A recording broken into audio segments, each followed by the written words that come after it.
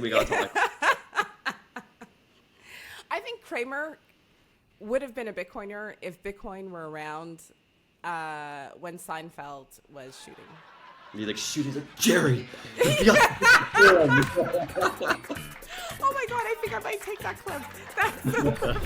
When is the best time to buy Bitcoin? With every paycheck. What's the ideal amount of Bitcoin an individual should aim to have in savings? My question to this might be a little bit bold, but I don't think you should have savings that aren't Bitcoin. What does self-custody mean to you? Self-custody means independence, sovereignty, but in just simple words, it means that I have money that nobody can F with. Nobody can take my money.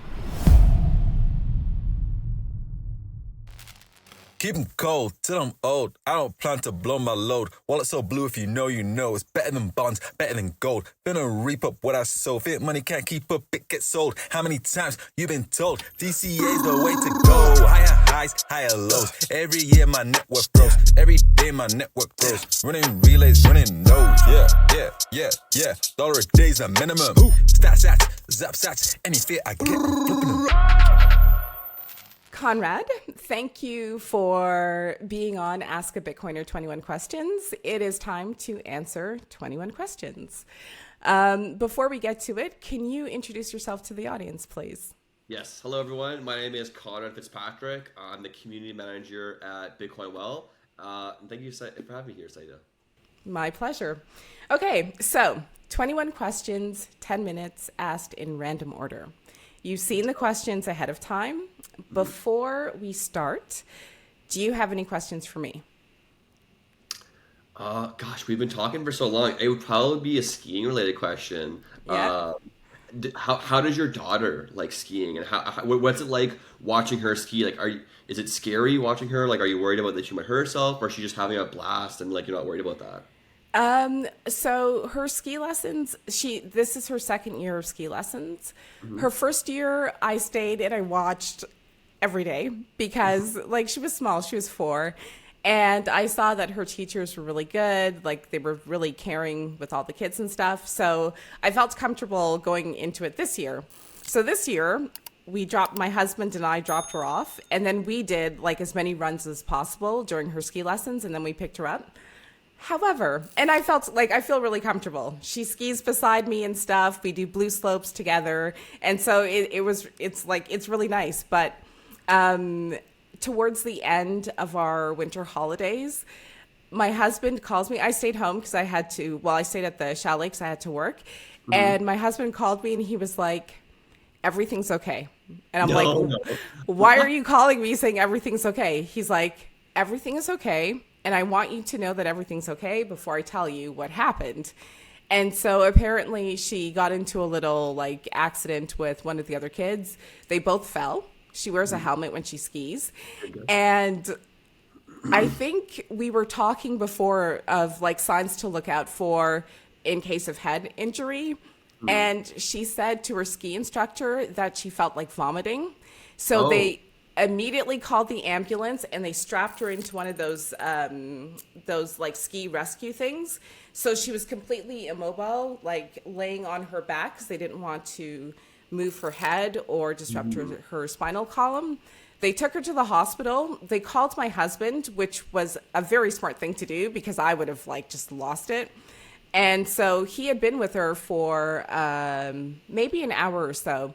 And he waited until the doctor gave the go-ahead to say she's absolutely fine. Like he checked everything. And so then he called me to say everything was fine and this is what happened. So I'm comfortable, but I'm still very aware that, accidents could happen. Definitely great that she was wearing a helmet. I've heard of, I think it happened at Tremblant when I was like maybe a decade ago. Liam Neeson's wife was on a beginner slope in the lesson. She hit her head and didn't want to get checked in and unfortunately passed away. And it's like, unfortunately that happened. But I think that event did see a dramatic increase in the rate of helmets being worn. And I've even seen in like pro ski Red Bull culture, it's like it doesn't matter what trick somebody does. If you're not wearing a helmet, we're gonna be like, dude, you gotta wear a helmet. Like you're inspiring the next generation. inspire them to be safe. And I'm glad Yeah. you guys were taking that. So everything ended up being fine. I'm really happy that happened. I was a little worried. Like, don't worry, don't freak out. It's like, oh gosh, Yeah, he I knows can me imagine well. your shoes. It's like Michael Schumacher as well. I don't know if you're familiar with Formula One. He was a famous race car driver, and apparently he was wearing a helmet, but he fell and he's like paralyzed now. Oh gosh. Yeah, and I mean, this man was like, he played football. He lives in Switzerland. He played Hmm. football, very active, Yeah. celebrated race car driver, and now he's like a vegetable. It's very sad. That's really unfortunate. Yeah. Okay, so 21 questions. I'll read the first question and Wait. then I will start the timer. All 21, right. 2. Yeah, I was like, which way is it gonna show? I'm not sure. It might flip too. Yeah. Okay, first question. How can traditional investors unlearn some of what they've been taught about portfolio management? Um, look at the like add do tell them to backtrack their portfolio and add Bitcoin into it. Very very small amount of it, and they'll have to double check their math because they're like, wait, I did so much better. And yeah, that's Bitcoin is just more productive than your traditional portfolio. What's your response to people who say, I should have bought Bitcoin when it was cheaper? It is cheaper. You can buy a fraction of it, which those people might not know. But it's like most people don't know about Bitcoin still. Like you're still so insanely early to it. It's hard to understand, and I think that's where a parallel to the internet would work. And just try and tell them like this is like 90s level internet. Like we're still so early. Like we just invented like HTTP, created some sort of standardization, but no one's on it yet. What does self-custody mean to you? Self-custody means independence, sovereignty, but in just simple words, it means that I have money that nobody can F with. Nobody can take my money. What's the ideal amount of Bitcoin an individual should aim to have in savings? Uh, my question to this might be a little bit bold. I don't think you should have savings that aren't Bitcoin. It's just like, why would you want an inferior, less productive asset that's less mobile, that's only tradable for the most part between 9:30 and 4 p.m. on weekdays and not holidays. You can't send it across borders. Um, there's a lot of reasons to not to hold Bitcoin and to drop everything else. What did your university professor, no, how did your university professors view Bitcoin? They, I mentioned in our previous interview that they did mention that they wanted to kind of use blockchain technology for enterprise solutions. So I think they're very much of the Bitcoin's cool, but I'm here to fix it mentality. What percentage of Bitcoin should companies hold on their balance sheet? I mean, like, I think that really depends on the company's cash flow because a lot of people, like, for example, we're talking about skiing. A skier resort will have a very different cash flow and also cash flow needs to Yeah. someone who, like, maybe a bakery or someone who has a very steady cash flow. Skiing being a seasonal cash flow, so you might need to have a larger liquid cash reserve that you don't want to be tied up into a potentially volatile asset. But at the same time, even a ski resort is going to be wanting to keep Bitcoin because Bitcoin is productive and is going to be allowing you to improve your business in the future. So I would say you create some sort of minimal allocation that you can store for several years, and then by the time those years have occurred, you're gonna be able to use your Bitcoin to improve your business. Look to someone like Tahini's. I think Tahini's is a great example of how a business can utilize Bitcoin and help them really catapult their business in a completely new trajectory. What was the most difficult Bitcoin concept for you to grasp? That Bitcoin is already the perfect invention.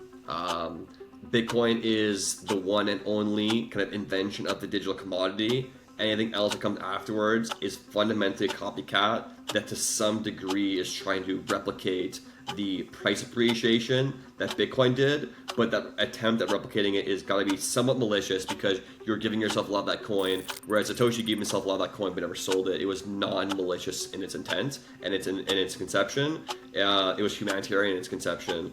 So I think that's the hardest thing to get about Bitcoin is that it's already got the core design element, which is decentralization, asset scarcity, censorship resistance, super security on your wallet, like no one can hack your wallet. Those are all the things we already need, and we're just making it more and more usable through things like the Lightning Network, which in the Lightning Network, like if you've used Lightning Network, you know that Bitcoin's already won. It's any shortcoming that Bitcoin had, the Lightning Network has fixed it. Yep. So you can only pick one exotic ski location: the Himalayas, deep powder in Japan, so Japao or Japao, or the Atlas Mountains in Morocco. Which do you choose? I would choose the Himalayas. Specifically, there's a resort in India in disputed territory called Gulmarg Ski Resort. What's really crazy about Gulmarg is they have this really long gondola. The terrain verticality is pretty decent, but they have tons of powder, not many visitors, but they have 18 bowls. 18 individual bowls, which is like insane. So yeah, I'd love to go to Gulmarg. Right now there's like, I think it's in disputed territory between India and China in the Himalayas, which is a very, the Himalayas are a very resource-rich area. All the verticality and freshwater is like very useful. So I think I'm not gonna be able to go there anytime soon, which is why it's definitely a dream destination. Japao is very much on the to-do list. What's a great learning resource for businesses interested in Bitcoin? I would think that so we one of our partners is a pretty BTC Sessions. I think would be a really great place to learn how to use Bitcoin. And I think one of the barriers for companies isn't how it can be useful for them. It's that it's too scary and hard to fit into their company strategy. Yeah. And I think a little bit of personal experimentation and understanding how Bitcoin works can get it done, because then like it's very easy to like incorporate Bitcoin into a treasury strategy, because the accounting separation of duties can very easily be implemented for Bitcoin by just distributing the private key amongst the company in certain ways to ensure that no sole person has access, which will probably be the biggest risk for either malicious activity or even potential theft. When is the best time to buy Bitcoin? With every paycheck. Every time frequently, often, to self-custody is the best time to buy Bitcoin. If you're buying it to a custodian, you're adding in risk. We had Jeff Booth actually on the webinar yesterday, and he says if you're like Bitcoin is already an asset that completely strips away counterparty risk. Why would you go back and add counterparty risk just to keep it with somebody else, to give somebody else the private keys to your Bitcoin? Yep. What's Executive Order 6102? Executive Order 6102 was issued by the United States in 1932 or 1933, but basically during the peak depression, and it was to take gold from citizens in the United States so that the government would have the gold to, for their perspective, give them the ability to spend more on social spending and social initiatives to try and revive the American economy. This basically led to the US dollar changing from being fully backed by gold, which meant that any citizen could take dollars in exchange at any bank and receive gold. Since gold was illegal to be privately held, you could not do that anymore. So you had to just trust that your dollars were still worth an equivalent in gold. And eventually, we know with 1971, Nixon fully detethering the gold from the dollar. 6102 was not just the first step in asset seizures on citizens, but it's also the first step in reverting back to a fiat currency. We had a gold standard in the United States and in a lot of Europe for basically a lot of the 1800s. World War I basically forced us to increase our debt load so much because no one wanted to give up the war, so we just kept borrowing more money to buy more bombs, and the next thing we knew, we had to devalue currency to pay back that debt, which kind of it directly led to the Great Depression. And then we're like, oh, we need to fix money, we need to pump more value to the currency again by seizing gold. So it's kind of like they did that once, they're gonna do it again when they call for it. 6102, if you want a really abstract opinion on what it is, it's a warning for Bitcoiners to self-custody. Yeah. What's a clear sign that Bitcoin has gone mainstream? Oh, that's a good one. I was thinking about this a lot, actually, and it's kind of like, what is mainstream? And looking back to historical examples, I would say when it's necessary to participate. So with the internet, when it became necessary for a company to have an internet presence. Now it's necessary for a company to have a social media presence, which is like a layer, you could say, on top of the internet. So I think we're going to be approaching the time where, especially a company that does international payments, will want to be accepting Bitcoin for payment. And when that we come to the point where it feels like, we had the KFC Bitcoin pop bucket like 2017, the participation on that level was like a meme, it was like mimetic, but when it becomes serious, you have to participate. Like KFC actually feel the need to accept Bitcoin, and every other company, I think that's when it goes mainstream. That might be a high bar compared to some people, but that's like mainstream is like everyone's already using it. It's like it's already here. It's like the internet is. Yeah. Would you say the internet is mainstream? Yeah, such a good point. What is Bitcoin's total addressable market? Every person can use Bitcoin, and every person needs some sort of savings vehicle. But I think also all the existing savings vehicles are assets that are going to be demonetized. So I think it was Murad on Pompliano's podcast in like 2019 or very early 2020 kind of made the point that all these, because money is so bad at storing value, people are using other things as money to store value. Oh no! That's time.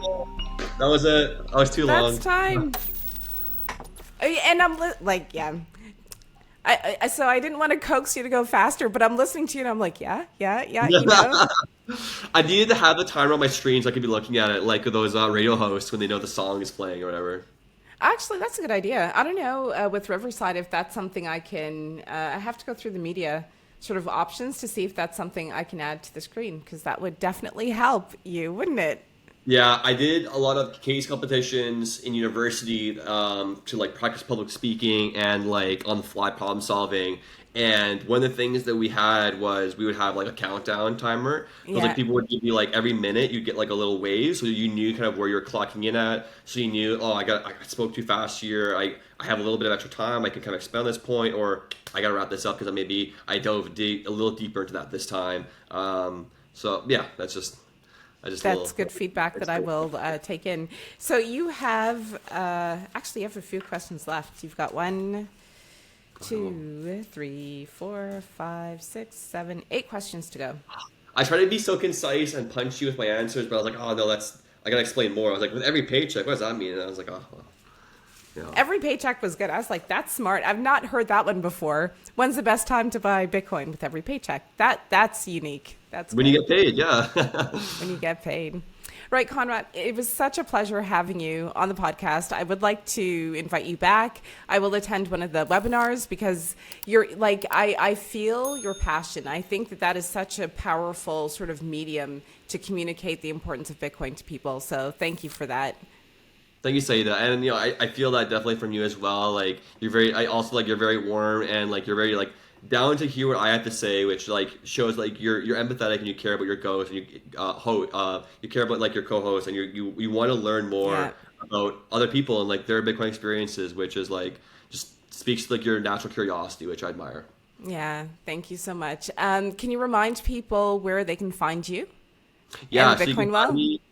So the Bitcoin Well, you can find us on X at the Bitcoin Well or at bitcoinwell.com. If you're looking to sign up and start buying Bitcoin, head over to wherever it would be. Saida, you got your affiliate link. You'll get some additional points to your Bitcoin Well account when you sign up with that link, which you can use for either our point store to get some really cool things. Maybe you're saving up for the Tesla Cybertruck, or you're going to just take your chance at winning 1 million sats at the Bitcoin Wishing Well.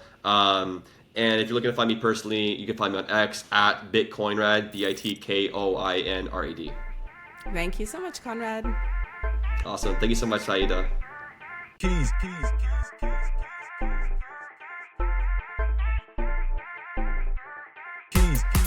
Yeah. Man like quakes. Man like who? Yeah. Takes her Bitcoin off exchanges under self-custody. She runs her own node, providing liquidity. Yeah, she got her own keys. She got her own keys. She got her own keys. Yeah, she got her own keys. She got her own keys. She got her own keys. She got her own keys. She got her own keys. Yeah, she got her own keys.